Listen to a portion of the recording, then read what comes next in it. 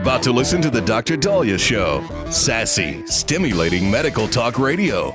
Any medical advice Dr. Daliah Wax gives on her show should not be substituted for an actual visit to your medical provider. And now, here's Dr. Daliah.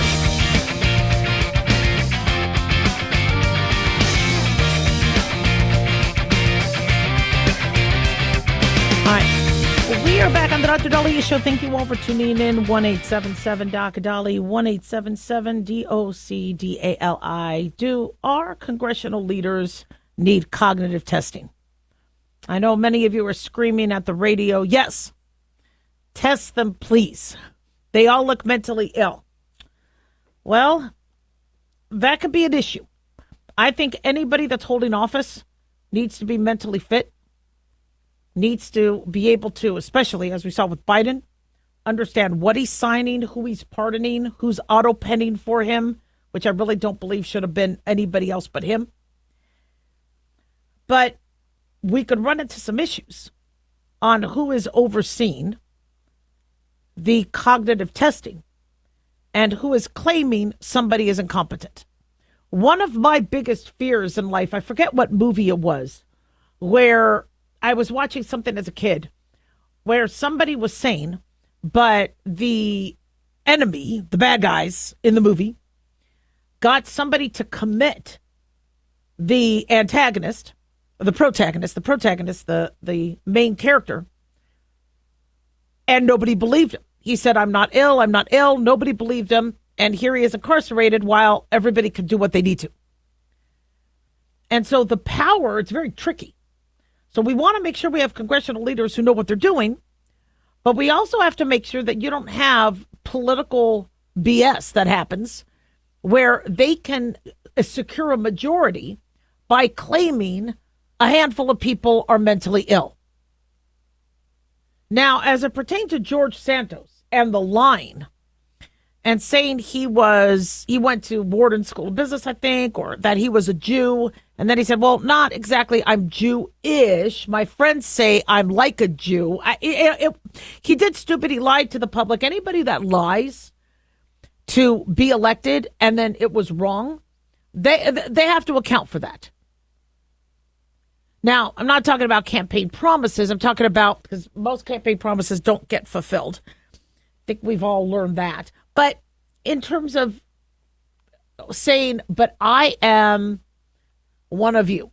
I worked at McDonald's. I did this. And then they lie. Well, there's an ethics issue.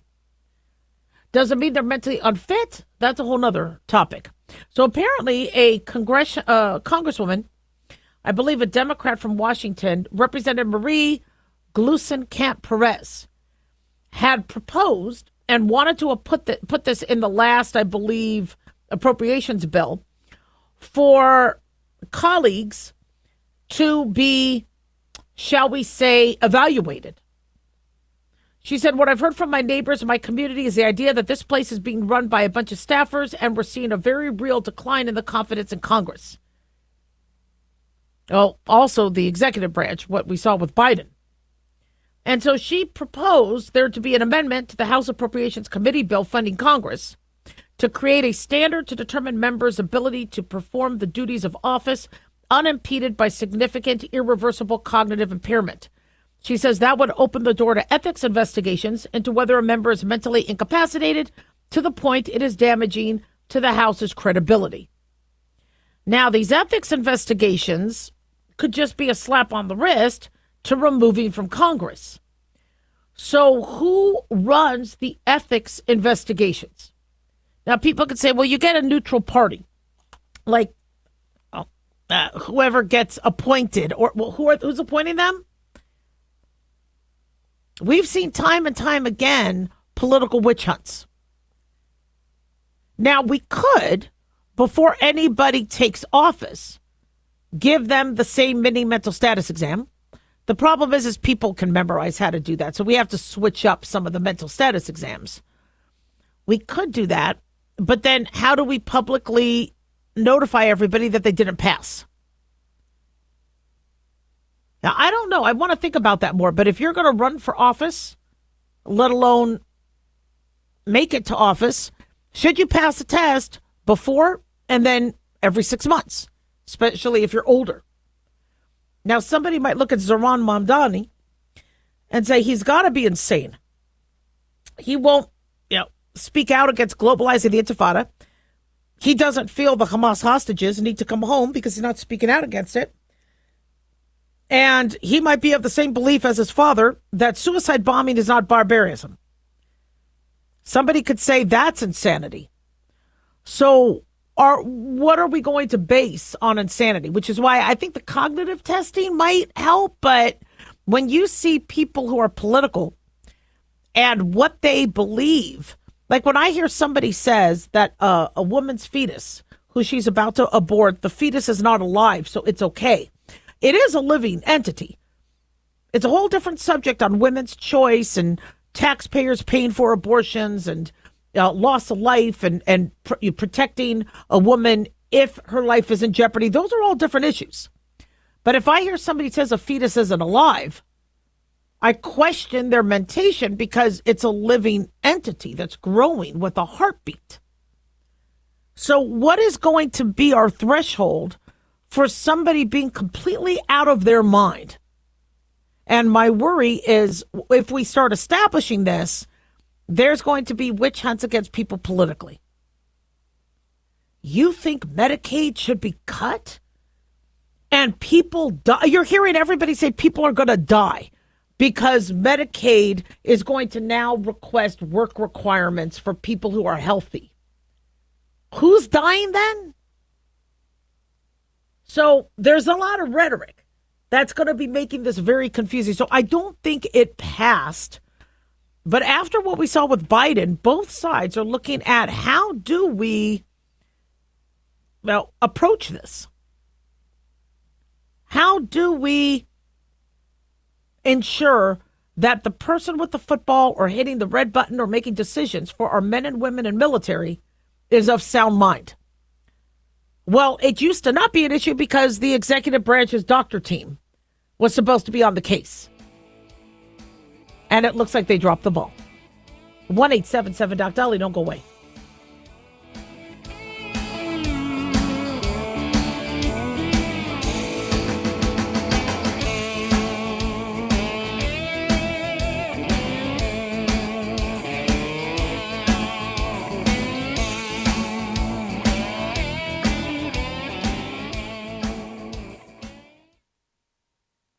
This is an urgent announcement for anyone that's $10,000 or more in debt. Before you make another minimum payment, you need to know there are special programs that can completely free you of your debt. Total Financial Freedom can help you become debt-free in months instead of years. Resolve your credit card debt, signature loans, department store cards, internet loans, and timeshares. Call Total Financial Freedom now at 800-878-6020 for a free consultation. For 16 years, Total Financial Freedom has helped thousands get out of debt. You can feel confident when calling because Total Financial Freedom is A+ rated by the Better Business Bureau. Battling for years and years stuck in the endless cycle of minimum payments could take decades. You have the right to get your debt resolved and substantially reduce your monthly payments. Call Total Financial Freedom now at 800-878-6020.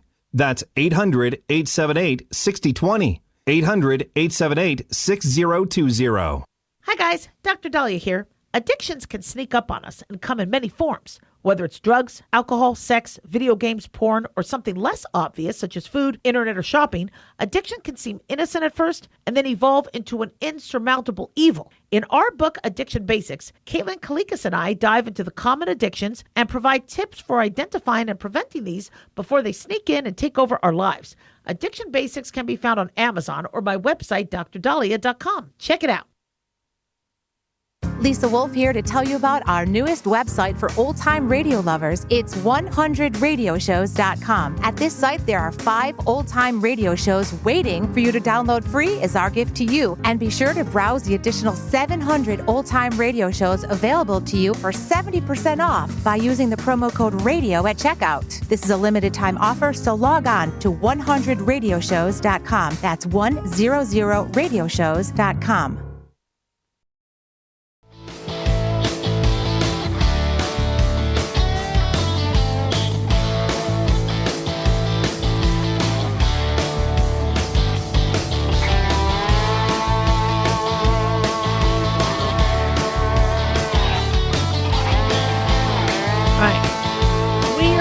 Dr. Daliah Show. Thank you all for tuning in. 1-877-Dr. Daliah, 1-877-DOCDALI. Big thanks to Talk Media Network for making the show happen. Big thanks to Daniel, our producer, and big thanks to you all for tuning in. We really do appreciate it. Don't forget to follow us on Twitter or X, on Facebook, The Dr. Daliah Show, and on YouTube. Click like and subscribe. So we do not want to ever see the plague. But the plague hits us. Every year, we have a few people who die of the plague. And there's bubonic plague, there's pneumonic plague, there's septicemic plague, and sadly, there was, from what we understand, a resident in Arizona who died from pneumonic plague. This is the first recorded plague death in Coconino County since 2007. Coconino County is not Maricopa County. Maricopa County is the one that I believe houses Phoenix and Scottsdale. So but Coconino County is still a very large county. And officials are saying the death is unrelated to a recent die-off of prairie dogs in the area that may also be plague-related. But they say it's different, this strain. So Coconino incorporates the Grand Canyon. It's north of Flagstaff. And apparently the person died on July 11th. Pneumonic plague causes a very severe lung infection. It's rare in humans. There's about only 7 cases of pneumonic plague reported annually in the United States. But as we spoke about, many times, the plague was responsible for millions of people to die during medieval Europe. So let's just quickly review. The person, we don't, I believe, have their name, age or gender, but they did go to Flagstaff Medical Center Emergency Department and died on the same day. I always urge medical students and doctors to be aware of the plague. If somebody's negative for COVID, negative for RSV, now understand that sometimes that could be something maybe not as common that could be affecting their lungs. And so unfortunately, by the time people do show up in the ER, it could be too late. So you need to get yourself checked out. I know a lot of people are using telemedicine. I love that telemedicine could increase your access to talking to a medical provider. But a lot of people get grumpy when we medical providers say, go in and get seen. And sadly, unfortunately, by the time most people go into the ER, it's when they think they have no other options. And by then it's too late. We had that problem with COVID, where people would be on death's door. We can't save you once you go into cytokine storm. It's a lot harder to treat. So we need to get on top of things as early as possible. They say this death in Coconino County marks the first recorded pneumonic plague death in the county in 18 years since 2007, but not the most recent human plague case. There have been 7 cases of plague since 2006. According to the CDC, 7 human cases of plague are reported annually across the country, but only 15 people have died since 2000. Most of the cases are in rural areas. So Yersinia pestis is the culprit, and it's a bacteria. We usually see it in southwestern states, but technically we could see it anywhere across the globe. So when somebody acquires plague, they could get it from a flea who fed on infected animals like rodents, or by contact with somebody who had the plague. If you get scratched by a cat who was infected, we've seen cases of exposure that way. Direct contact with infected bodily fluids could also spread the plague. Pneumonic plague can be spread through a cough or sneeze. When I was in medical school, I heard there was a patient who was living in Lake Tahoe where her cat was sick. And the cat was coughing. So she had the cat on her chest, was stroking her cat, saying, poor baby. I mean, I would too. If my baby kitty cat, I would be holding and making that cat comfortable. Well, the cat had pneumonic plague, gave it to her, and then she died. Cat died also. So it's tragic. So the 3 types of plague, bubonic. It's the most common. It affects lymph nodes, and it may spread to throughout the body. And they call it bubonic because you get these big buboes, which are big swollen glands. Pneumonic plague infects the lungs, can be spread person to person by respiratory droplet or even animal to person. And then septicemic plague is where it goes into the bloodstream. This could be the result of untreated bubonic and pneumonic plague. So what are the symptoms? Fever, chills, body aches, weakness, headache. You could see in any of those three. Bubonic plague will get the big buboes or swollen glands in the neck, underarm, or pelvis, groin area. With pneumonic plague, more of a cough, shortness of breath. Sometimes you can have blood in the sputum. So we can't tell if you have tuberculosis, pneumonia, pneumonic plague. Get yourself checked out. And then, of course, septicemic plague, fever, chills, body aches, weakness, headache. The disease will spread quickly. In some cases, you could die within 24 hours, so we need to institute antibiotics immediately. Sometimes we'll use Cipro, doxycycline, streptomycin, gentamicin. We'll probably use IV fluids, oxygen. And so avoiding the plague, it's interesting. We got to watch for fleas. We have to use insect repellents because insects will bite us and give us things.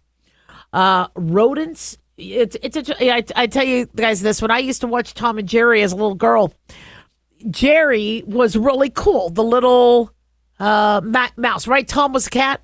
So little mouse is running around, and you see these women in skirts jump on their chair and scream. And I would tell my mom, I go, what are they doing? Jerry is a cool mouse. Do they really have to scream and try to kill the mouse? And my mom said they carry disease. People fear mice because of what happened with the bubonic plague and other diseases. So now when my cats bring in mice, I'm like, come on. I let them live. I don't kill them. But these mice, no matter how cute they are, they could bring in some pretty bad disease. If you get scratched or cut, you need to wash it out immediately with soap and water. You need to get yourself checked out. Make sure your tetanus is up to date. But I think the Ring Around the Rosie song, Ring Around the Rosie, Pocket Full of Posy, Ashes, Ashes, They All Fall Down. I believe, this could be just an old wives' tale, but that came from the bubonic plague, where they would burn the victims' bodies to not spread any more plague. I always tell me and my family, thank God we're alive now where we have medications, but could you imagine getting the plague and you were done for? So seeing that this is rare, but we do have cases popping up, we just want to make sure you're aware of it. And also, I like teaching you something. See how you're learning something? 1-877-DOC-DALI, 1-877-DOC-DALI. One thing we are seeing a rise on is kids being intoxicated or overdosed with their parents' nicotine products. Nicotine pouches, according to CNN, are a fast-growing source of nicotine poisoning in young children. Researchers at Nationwide Children's Hospital in Ohio analyzed more than a decade's worth of data, examining over 134,000 cases of children under 6 who accidentally ingested nicotine through products like vapes, gum, and lozenges. The types of exposure fell after 2016, but nicotine pouches shot up more than 760% between 2020 and 2023. It is a high concentration nicotine product. And these kids, unfortunately, look at these little baby packets and they stick it in their mouths and then they absorb it. So what people are trying to do is avoid the tobacco toxicity by just taking in nicotine. And now that vaping and the smoke and the fumes and the formaldehyde and the heavy metals are concerning people about the safety of vaping, people are just going straight to nicotine pouches. Well, then you're going to become addicted to nicotine. People think it's discreet. They get their kick. They're using it to keep their weight down, because one of the reasons why we have an obesity crisis is we stopped smoking. I'm grateful we stopped smoking. I think it's much healthier to not smoke, but that's what people use to keep their weight down. So now they're trying to go to other things. And unfortunately, a nicotine addiction is really difficult to break. So be careful, because your kids are seeing these. They'll stick them in the mouth. If they see mom, dad, grandpa stick these things in their mouth, they're going to want to do the same thing. You might see nausea, vomiting, tremors. They could seize. Nicotine toxicity is bad, especially in kids. One study found that these pouches were associated with 150% greater risk of serious medical effects and were twice as likely to lead to hospitalization than other smokeless nicotine products, like gums, lozenges, e-liquid tablets, and powder. They are concentrated. 1,600 children had serious medical outcomes out of the study that of the group that they looked at, and 2 children died after ingesting liquid nicotine. So please avoid using these pouches in front of the kids. They don't know. Make sure babysitters stay away from those, lock them up, and rethink using nicotine pouches. If at all you think a child has overdose, call 911. You could also call Poison Control at 1-800-222-1222. That's 1-800-222-1222.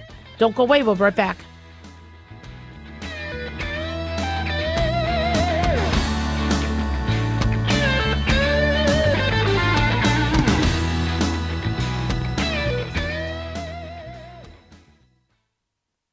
At Hot Shot Secret, we share the science behind common diesel problems and their solutions. For example, diesel fuel cetane levels. in many states, the cetane rating in diesel fuel is 42 to 45. Most diesel engines operate more efficiently with a cetane rating of 48 to 50. One treatment of Hot Shot Secret Diesel Extreme will raise your cetane 7 points, increase fuel economy, and improve cold starts. Due to a cleaner burn, there are less hydrocarbons and particulate matter in your exhaust. This reduces the blockage of your diesel particulate filter. Using Diesel Extreme generates 83% less DPF regeneration. The 6-in-1 Diesel Extreme formula also includes the most concentrated detergent on the market, lubricity enhancer, water demulsifier, rust and corrosion inhibitors, and a fuel stabilizer. Hot Shot Secret Diesel Extreme is available nationwide at truck stops, fine farm and auto stores, and online at hotshotsecret.com. Hot Shot Secret, powered by science.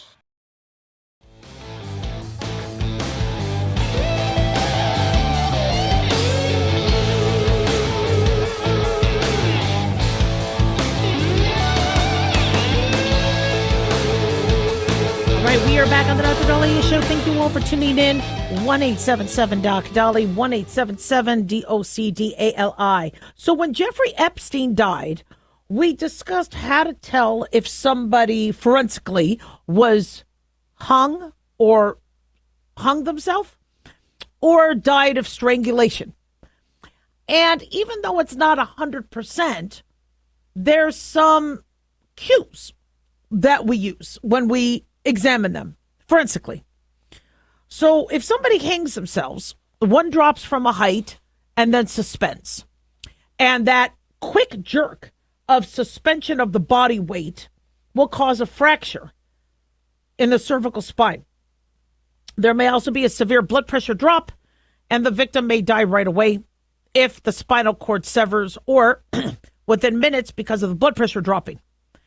A hangman's fracture is seen with hyperextension injuries, where if you look at the C2, the second cervical vertebrae, the pars interarticularis on the pedicle of C2 vertebrae becomes fractured. The distance of the drop is crucial in determining the sex of an execution. So when people would hang somebody, if it was too short or too long, the hanging might not be successful. A drop too long could cause beheading. A drop too short could cause strangulation. If they do strangulate, they'll lose blood flow from their carotid arteries being compromised by the rope or whatever they're using. And I believe capital punishment, the hanging is one of the more barbaric ways. They have other ways. Other states might use firing squads or lethal injections. I think at the time I wrote this article, I wrote a piece on this back in 2019. I think Delaware, New Hampshire, and Washington at the time still had hangings as a form of execution, but most states don't do that. So if somebody hung and died from it, we would see fractures near the vertebrae, commonly. Now, if somebody was strangulated, you will also see issues in their neck, but oftentimes the hyoid bone is fractured. It's a little U-shape, and it's very vulnerable to the forces of strangulation. Strangulation happens when somebody compresses the structures of the neck, causing decreased air and blood flow. And so somebody strangulated, you might see certain bruising. You might see certain marks from whatever was being used. So you could look at the soft tissue injury, but the hyoid bone is one of the clues. Now, you could still crack your hyoid bone during a hanging, But many times we look at the hyoid bone fracture as this person could have been strangulated, which is why we thought when Jeffrey Epstein died, that's what happened. Well, I haven't been following the Jeffrey Epstein cases and everything going on, but I have been a little bit confused by what happened during the Biden and Trump administration with the Epstein files. And then Elon Musk saying, oh, Trump's in the files. Well, if Trump was in the files and did anything wrong, I am sure Biden's team would have made multiple copies, social media posts, and done everything possible so that Trump would have never been able to run for office. So the fact that they had Jeffrey Epstein's files, and then you hear, well, now because Trump's in it, that nobody's releasing them, I'm confused. That just doesn't make a lot of sense. And there's also some confusion as to, well, then if he did have issues with his hyoid bone or, was he strangulated? Was he, did he hang? What happened? So it's interesting. Daily Mail has an article looking at the 10 questions the DOJ needs to explain. Why was Epstein allowed to have 2 blankets and 2 extra mattresses the day before he was found dead? That is odd. Why did he get special arrangements in terms of his bedding? I didn't know a thing like this, but that is interesting. Apparently, August 9th, 2019, another inmate identified as inmate number 3 told investigators that officers brought in mattresses and put them on the floor. Epstein put them on the right side of his cell. Inmate 3 noticed the extra blankets, which he thought was unusual because none of the other inmates got that. Inmate 3 said he asked Epstein to please not kill himself or hang himself, while inmate 3 was in his cell because he had a chance to go home soon. And Epstein told inmate 3 not to worry, that he was not going to cause inmate 3 any trouble. After inmate 3 had moved out of the cell, Epstein was found hung with a bed sheet around his neck inside his cell. So that was interesting, because usually in jail, they try to avoid there being things that somebody could hang themselves with. They said staff was intimidated by Epstein. Inmate 3 told the OIG that correctional officers were on eggshells around him, who had told them that if they refused his requests, he would write down their names and give them to his lawyer. Well, that's odd. Why would... Yeah. There's a minute of missing footage. I know everybody says that's par for the course. I don't understand it. You guys might understand it. I don't. But when you look at the video footage, there's 11 hours of footage from one of the security cameras, and observers noted that 1 full minute of footage was missing. Why? Okay, one theory or meme was that Hillary Clinton went there. I don't think so. I don't believe so. But you are missing about a minute. Now, Pam Bondi, Attorney General, explained it. She said the Bureau of Prisons told her that the 60 seconds between 11:59 p.m. and 12 a.m. is missing from all recordings in the prison because the footage is reset each night. Well, then that really, you would think in 2025 there would be enough redundancy so you don't have to lose minutes of footage. That doesn't make a lot of sense. But they're looking into that. And then where were the cameras? Weren't there supposed to be cameras covering the door to his cell? They said there were, but it was not recording. Why not? So that's odd. They said, was the footage of Epstein's death doctored? Some people feel it was modified by editing software. I don't know. But there were some individuals thinking that it might have been doctored. And then why was Epstein not properly monitored despite trying to kill himself 2 weeks before his death? Apparently he tried a suicide attempt. There was an orange cloth around his neck. And a cellmate said that he had tried to kill himself. Now, if he was on suicide watch, that does make it, because you can, even if you go to jail saying I'm innocent, I'm not, going to kill myself. Sometimes being in a confined room, you could very easily change your psychology. You can become very delirious and emotionally disturbed. And so I wouldn't be surprised if he turned suicidal, but still, you would think if he was suicidal, there'd be more watch. And then I guess the charges against the negligent prison guards were dropped. 2 correctional officers were assigned to monitor him, but they failed to carry out the 75 mandatory checks on him. I don't know much about that, but that does kind of raise some questions, and people are scratching their head on that. And Epstein was allowed to call his girlfriend the night before he died. It was an unmonitored jail phone. That was confusing. Isn't there a process that all cellmates need to follow? He also transferred money into other accounts. They said that was used to buy protection. So that brings up some questions. And then they said that Epstein's psychological evaluation after his first suicide attempt was minutes long.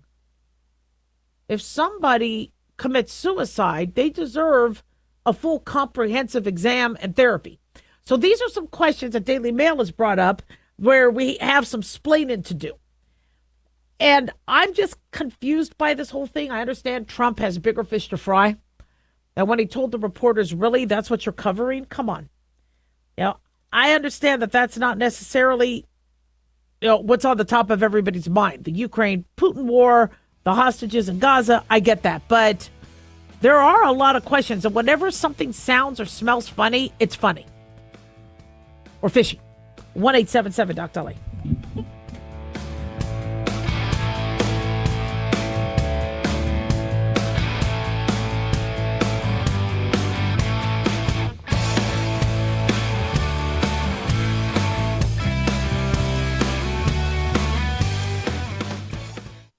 Carl Amari here to tell you about our newest website for old-time radio lovers. It's 100radioshows.com. At this site, there are 5 old-time radio shows waiting for you to download free as our gift to you, and be sure to browse the additional 700 old-time radio shows available to you for 70% off by using the promo code RADIO at checkout. This is a limited-time offer, so log on to 100radioshows.com. That's 100radioshows.com.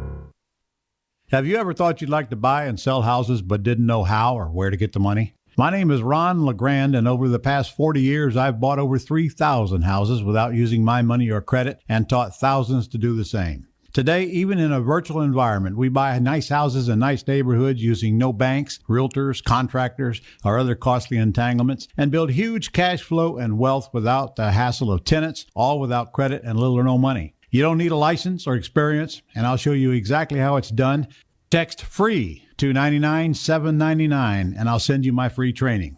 I promise you I'll change the way you think about real estate and open the door to a new lifestyle that doesn't involve risk or rehabs and can quickly replace your current income. Text FREE to 99799, and let me show you how to take your life back and build cash flow and wealth from your home. That's FREE to 99799. Again, FREE to 99799. Dr. Daliah here. Are you tired, burned out, gaining weight, succumbing to the daily pressures of life? Well, how's your dopamine doing? How you feel right now, how you'll feel an hour from now, and how you'll feel next week is completely reliant on your dopamine. Our daily motivation and willingness to push through challenges depends on the intricate chemical process dopamine provides. Christian Kalikas and I created Deploying Dopamine, a book that tells you what dopamine is, when it dysfunctions, and how to successfully deploy it when needed. Find Deploying Dopamine on Amazon today. Check it out.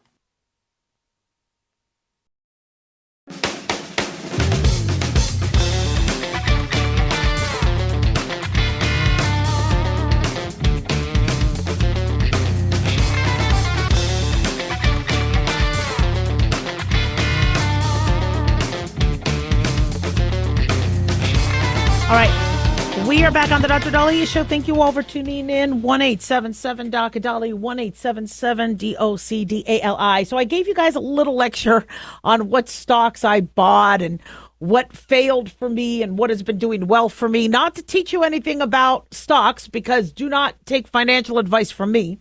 But apparently some of my listeners want me to talk about crypto and what I think about that. Again, please do not use me for financial advice, but I'm a little confused with cryptocurrency. But I bought a 0.0000217 piece of Bitcoin about a few months ago. No, 6-7 months ago. And it went up. I made some money on it. I don't know what I'm doing with it. And I'm no expert. But cryptocurrency, if I would really advise you to look at some of these beginner guides to it so you understand what it is. I'm thinking it's something that's here to stay. I thought it was fake when I learned about it in the 90s and 2000s. I'm like, what? Really? You're talking about, fake money and bartering with fake money. But once computers started to manage our money, if I pay somebody on PayPal, it's all digital. If I deposit something in my bank, it's all digital. Now, banks protect and preserve what you own. I know the bank behind any money I have. I don't know who's running crypto. But Bitcoin has exploded. I think the person who came up with crypto was Satoshi Nakamoto. We believe he might be the founder of Bitcoin. I don't know much about him. He's the pseudo-anonymous creator of Bitcoin. From what I understand, he made a lot of money on that. I just don't know anything about him. I think many of us don't, which is why I don't really advise people to purchase it or buy it, but look at it and see if it's something you want to do to diversify with, because we're hearing more and more countries are actively exploring or adopting it. And every time we hear that, the Bitcoin goes up. And so some people are relatively making money. Now, if you bought Bitcoin early, you did well. But if you bought a bunch of these other cryptocurrencies, you might have lost your shirt. And I find that I'm not a big risk taker. I don't mind doing a little dabbling to diversify my portfolio, but we're looking at digital currency. They say digital currency is virtual, and it's verified and recorded with blockchain technology, creating an unchangeable ledger that tracks trades and purchases of digital assets, and that the first crypto emerged in 1990. But now it's a huge crypto market. Now, Coursera kind of explains what it is. They say crypto is a form of digital payment, unlike traditional currency, which you could touch and hold physical money. Cryptocurrencies is digital, so you can't touch it. People use it primarily for online transactions. You can use it for physical assets. In fact, I think some countries are letting you use it to pay rent.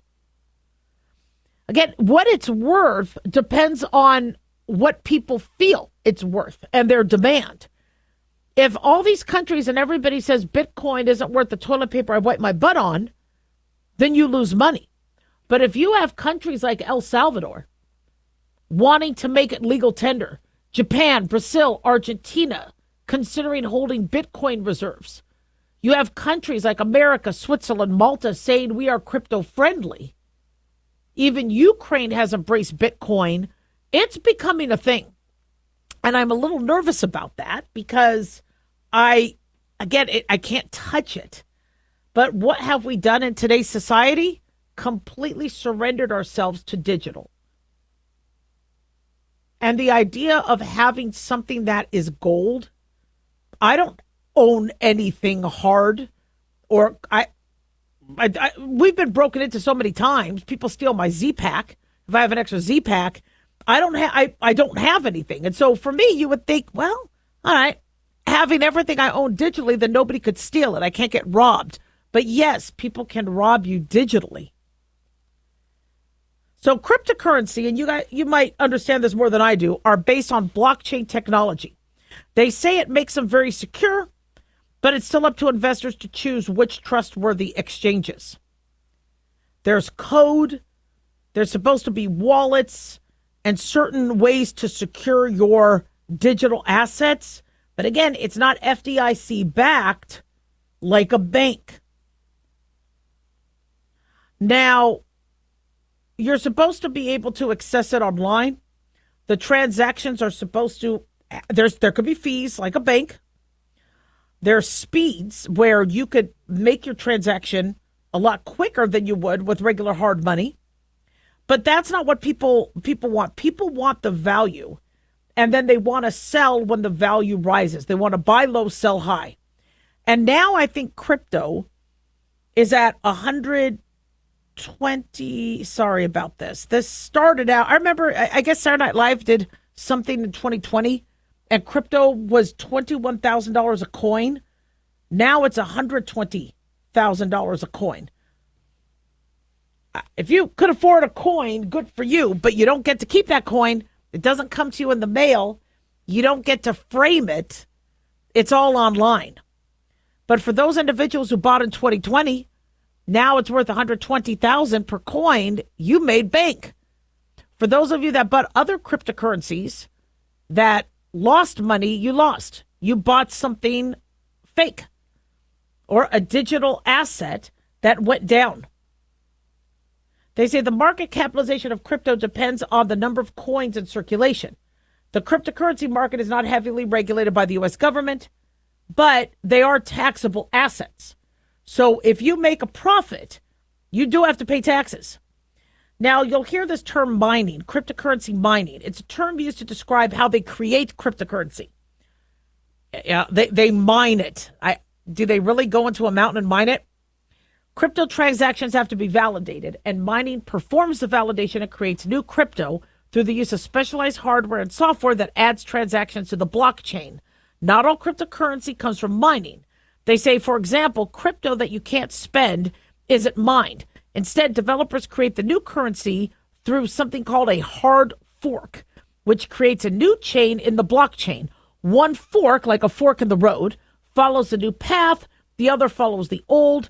Crypto assets you can't mine are typically used for investments rather than purchases. I'm still confused. So there's courses I recommend you take, but the reason why I recommend, because I'm getting a lot of questions from you guys on crypto. Are there health crypto? I think there's like a Donald Trump crypto. There's Michelle Obama. I think there's all these different cryptos. Everybody wants to have the next big crypto that spikes up. Ethereum, Solana, Cardano. I don't know much about it. As I said, don't come to me. But what I can tell you is we keep hearing in the media that these other countries want to embrace digital currency. Use that to pay off debt. But then the next question I have is, what if one country gets so much digital currency that they tell another country, I'm going to handle your debt. I'll buy it off with our Bitcoin. Now that country's indebted to that country. This could start to get a little weird. But the problem is old school is gone. The idea of find a penny, pick it up all day long, you'll have good luck. Pennies are going to stop being printed. Eventually nickels and dimes, because it costs more to print the money than it's worth. The value of the dollar is dropping. I remember it was about 1-to-1 between the U.S. dollar and the pound. Now $1 US is worth 0.78 of a pound. So our dollar is becoming less valuable. There's going to be a big push to go to crypto, but I have no idea how to keep this safe. You're telling me there's a blockchain and there's a wallet and I don't know. And a lot of people want to make money and make money fast. Be careful out there, but do your research. 1-877-DOC-DALIAH. Don't go away.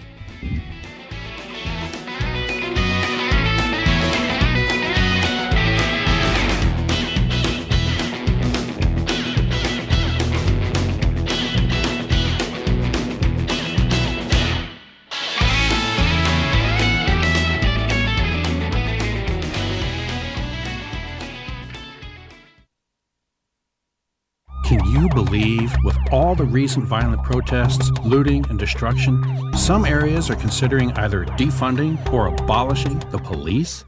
At a time when America's neighborhoods need the protection of police the most, some elected officials would rather create more chaos by playing politics. If you're sick of elected officials caving in to demands of the radical left, you're not alone. It's time we stand up and declare our support for local police. The majority of police officers are important partners in protecting our God-given rights. If you prefer freedom over chaos, then learn how you can help protect the local police that serve your community. Call today and request your free Support Your Local Police info packet. Dial 800-JBS-USA-1. That's 800-JBS-USA-1. Request your free Support Your Local Police info packet by calling 800-JBS-USA-1 today.